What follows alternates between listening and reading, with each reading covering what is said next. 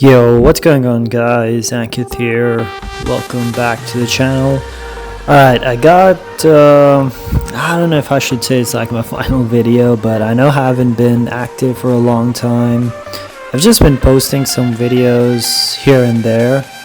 But in this video, I want to talk about the current state of the game and what do I think about it, and I gotta do it in 15 minutes because that's how long this video is. Basically, I have just recorded a lot of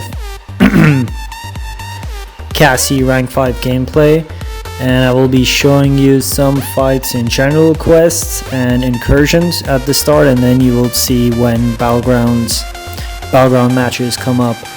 I wasn't playing my best in half of these fights because, you know, I just wasn't feeling MCLC that much, and I think that's a good segue into what I want to talk about.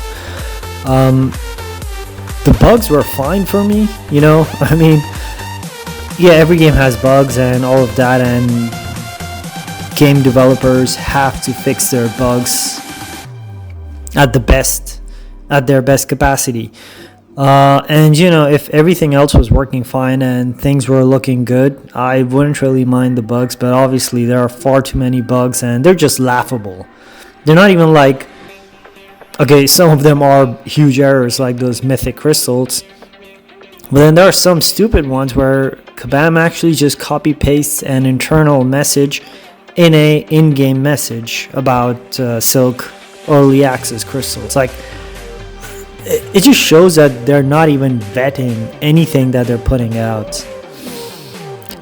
But even then, that part wasn't as bad for me as the 4th of July sales. Let's just call it that. I know it's fun in the sun, but those sales have massively increased the gap between spenders, high spenders, and F2P or low spending players like myself. I haven't spent in a while, like a really long time, and you know, I'm lagging behind so badly. Battlegrounds and Alliance War are the only two game modes that are fun for me. MCLC is fun if you are playing competitive. You know, I know some people will say that they prefer solo content more, like Abyss or I don't know, EOP, but those things you can only do so many times. Like, you can only do like 3, 4, 5 times. After that, you don't really want to do it because you're using your own resources, and once a person has beaten that, like once an average player has beaten that content, they're never really going to look back into it. They might go in there just to test a few things, but they're not seriously going to consider and look into it. So solo content in MCOC is kind of dead because it doesn't really have any replay value, or that much replay value. So that brings me to Alliance War. Alliance War is nowhere to be seen. It's already bugged again after their fix or whatever. They took it down for 2 weeks and then they introduced a new system. And even then, like, Alliance War to me is still the only way where you can show you are skilled regardless of how much you spend on this game. Because you can have rank 4 champions and you can go up against rank 2 defenders and you can still win and do really well as long as you're good at the game. And Alliance War wasn't the most fun mode for me because the problem with it is that there is an instant redemption. If you die, if you lose, or if whatever happens, you feel bad because you're letting 29 other people down, and you are just gonna be like, it's just gonna turn your mood off from the game for a while, or for like at least a couple of days or a day. So that was the issue with Alliance War that I have personally, but I still think that it's still fun, and it's the best measurement of how well you can play. Not the best, sorry, it's one of the better measurements of how well you can play in this game. Then we come on to Battlegrounds, which is my most favorite game mode, and I think it goes for a lot of other players who also feel that Battlegrounds is really, really fun. But after the 4th of July sales, like, it's just a veil fest. It's just like a wallet grounds, as I like to call it, because you're just checking how much money you have spent and whether or not your roster is far ahead of the other player.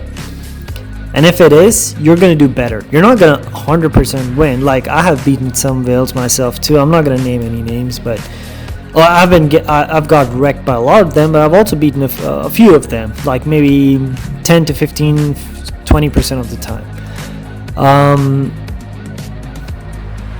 That said, the gap is so much that I used to be, I was Celestial 5 for a very long time in MCOC, or in Battlegrounds, sorry. And only the past 2 seasons, I won't say I would struggle, but I would have to try a bit harder to stay in Celestial 5 because, some people would have a few more rank 5s than me. So last season I had, I think, 2 rank 5s, and I was just about to get my 3rd.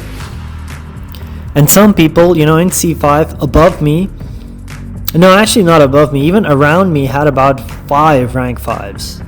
And most of those came from the Deadpool spring cleaning event, or Gwenpool, whatever that ship was called.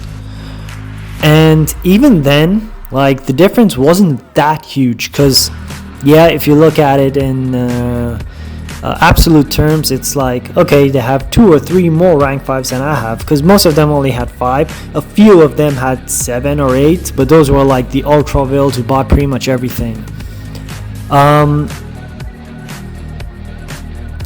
In relative terms, that was double. It was twice or 3 times as many rank 5s I had. But even then, you could still ban 2 or 3 of them, and you would still be okay. If you play well enough, you could still outskill the whale rosters. But now the difference is so huge that a lot of the people I face have at least 10 rank 5s, and I do win against a few of them. 80 to 90% of the time I lose. So they have at least 10 rank 5s. In average situations they have about 13, 14, 15. And in about extreme situations they have 20 plus. And I cannot keep up. It just annoys me that I play so well. Personally, I'm not saying that I'm the best player, but I play a fight very well to the best of my ability. And when the game fight screen or the match fight screen loads up, it shows that I lost but mostly because the opponent had higher stat defender and attacker. And it just it just aggravates me. It just makes me so angry about these things and stressed. Who am I gonna face? Anxious as well. It makes me a lot anxious, and it's just Kabam has kind of ruined Battlegrounds for me, because I don't see how Battlegrounds right now, how you can get C5 without having a huge roster.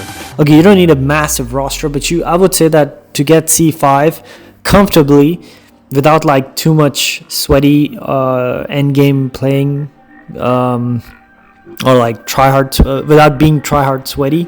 A sweaty tryhard, that's what I wanted to say, come on. Without being a sweaty tryhard, you still need to have 10 to 12 rank 5s in order to fairly comfortably get into C5. Maybe you can do it with 7 or 8. I mean, I'm sure you can do it, because I've hit C5 for a couple of hours this season, but again, that time not many people were pushing. I think I saw Dooley Ray get into C5 yesterday, and he only has 7 or 6 rank 5. So of course it's doable, but you really need to get a lot lucky, and you need to have draft results of the same as being lucky. So I don't know, I'm just not feeling MCOC that much. So my plans going forward will be that for the next Alliance Wars season and Battleground season, I guess, I'm just gonna take a break. I'm not really gonna I'm gonna play casual, and then the Alliance Wars season that starts in September, I will be joining Nefty. Well, I'll be joining Nefty next in a week or so. But in the season in September, I will be playing Alliance World once again, and I'll see if it entices me. MCOC still keeps me hooked to it, because right now I just look at myself. I wake up in the morning, I have to dump energy, and the best way to do that is, play Battlegrounds. And you can play like 5 matches and I lose 3 of them at least, sometimes even 4. A lot of them is because I get outdrafted and out-rostered, I guess, if that's a word. And that just pisses me off. Like, I just and like, I'm not a moody person, but then for those 30-40 minutes I'm just like so frustrated, and then I turn on my PS5, I play Apex, and I'm like, oh man, what the fuck was I worried about? Why is MCOC a game that is supposed to be fun just making me not have fun? So yeah, the game economy is so broken. I just don't feel like playing MCOC that much. I do love still using a few champions that I love playing a lot, like Cassie. And speaking of that, I really want to mention that I saw Andrew the Rough. He's a really good player as well. He do a rank 5 Rintra with his rank 5 Cassie in 60 seconds, which was really impressive and really fast in this meta. I think he got quite a bit lucky, because my fastest, I don't know if I've recorded this one or if I've included or not, but my fastest was 73 seconds for a rank 5 Rintra. And maybe I could have cut that down to like 68 seconds, maybe 5 or 6 seconds. But yeah, man, Cassie, I really love playing her. She's a fun champion. I do hope that when I get into the new alliance, I get to show off some of her abilities and stuff.